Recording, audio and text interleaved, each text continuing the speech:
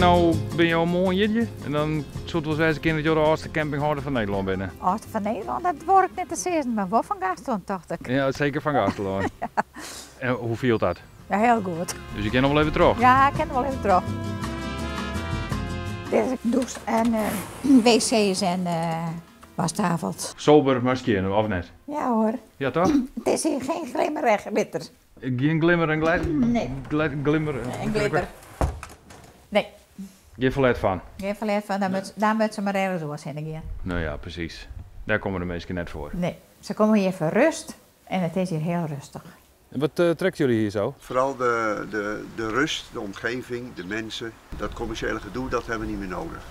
Dus vandaar, en we kunnen heel goed met Jetske Durk opschieten. En, mijn vrouw helpt er zo af en toe eens even, toen ze nog heel moeilijk kon lopen. Ja, dat is allemaal wel een stuk verbeterd, hè? Ja, Nou, geweldig. dat kun je wel zeggen, ja. Prachtig. Ik heb dus lieten en knibbels en van het winter heb ik 2 knibbels gekregen. 2 knibbels? Ja, in Naarden, kliniek en het me heel best verdiend.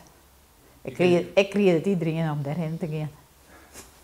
Maar Jeroen heel min. Heel min, heel min. Ik kreeg naar waggelende eend. Een waggelende ein. Ja. Ja, Maar dus 2 knibbels en dan is alles weer... alles weer oké. Maar ben je wel soort verste gasten? Ja, 8. 8 verste gasten? 8 verste gasten. En dan bij mij 15 hebben en die oren dan binnen aan lossen. Passanten nemen we dat. En die verste gasten die komen hier ook al heel lang? Er is hier bij, die komt hier 42 jaar. 42 hier. Ja. Waar zal ik zitten hier nog net, hè? Nee, toen wie mijn broer nog en is hij niet.